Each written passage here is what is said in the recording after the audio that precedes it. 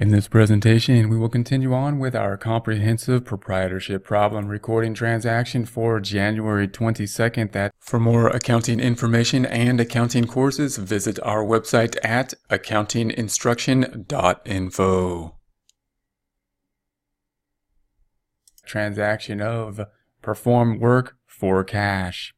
So we're going to say we did work and got cash at the same point in time here. So if we go through our questions, then we're going to say, is cash affected? And we're going to say, yeah, we did work for cash.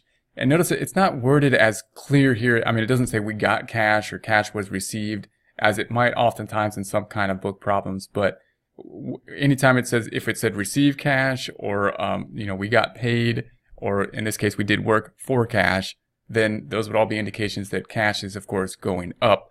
And we could start right there. We can say, okay, cash is going up. Cash has a debit balance. We're going to make it go up by doing the same thing to it. Another debit.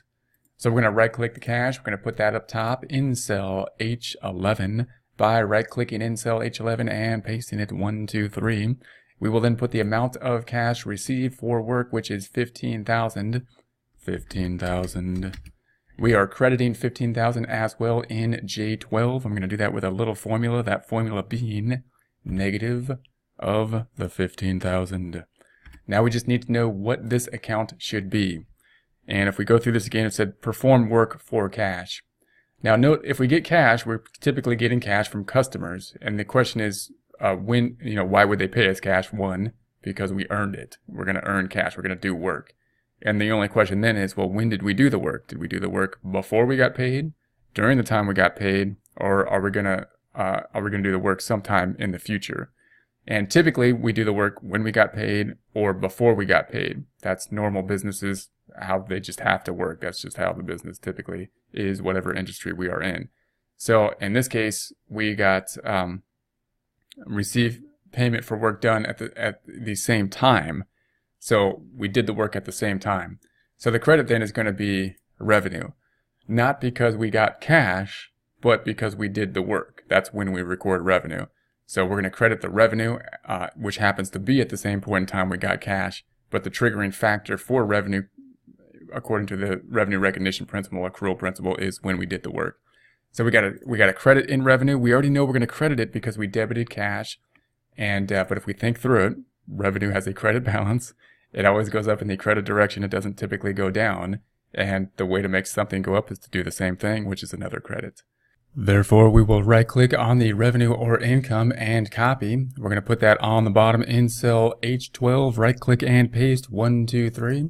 I'm going to indent it, which is probably done for you already. Go into the Home tab, go into the Alignment group, and increasing the indentation. We have now journalized the process of making the journal entry in this blue area, the general journal, and we'll now post it, the process of posting, to the general ledger on the right.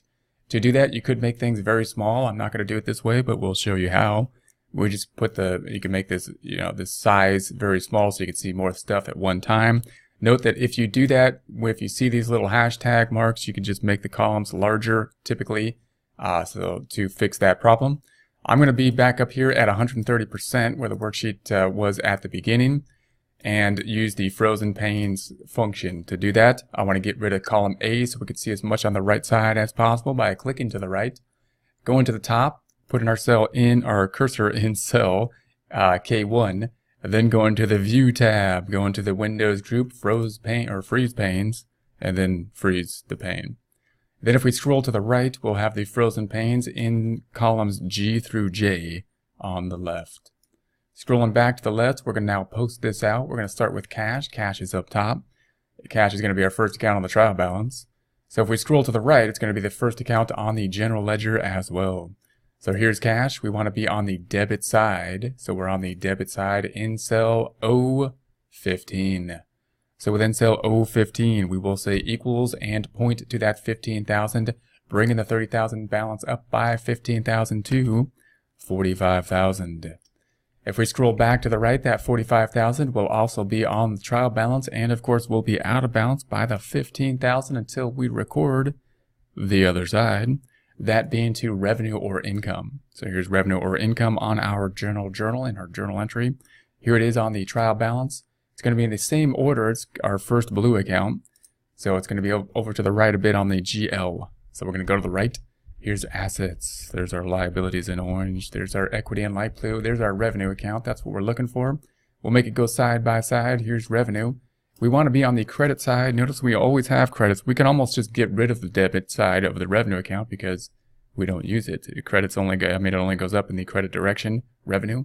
And so therefore we're going to be in AF16, where we're going to say equals, point to that 15,000. It's going to bring our 12,000 balance up by 15,000 to 27,000. That 27,000 should also be and will also be found on the trial balance. If we click just to the left of the frozen panes and then use our arrows to go right, we'll pop back over to our 27,000 we could see on the trial balance. So what happened? What's the effect here? Well, cash went up because we got cash, assets went up, and revenue went up. This is our favorite journal entry typically, and nothing is bad about this journal entry, and it really demonstrates that debits are good and credits are good, or that there is no good or bad on a debit and credit, I should say. And this kind of demonstrates that. It's just, we just need to remember the conventions. So notice that cash going up, that's good. And then we need to credit something, and we have to credit revenue. And revenue is good too. There's nothing bad about this journal entry. The debit's good, the credit's good, and it just represents the form of payment going up, which is cash, and then the record of showing how we did, how we performed, how much work has been done during this time period, that goes up. In other words, net income is increasing by the 27,000. Revenue minus expenses. We have no expenses yet. This is revenue, not a loss. This negative number for Excel represents credits in terms of this worksheet, and therefore we have net income at this time. For more accounting information and accounting courses, visit our website at accountinginstruction.info.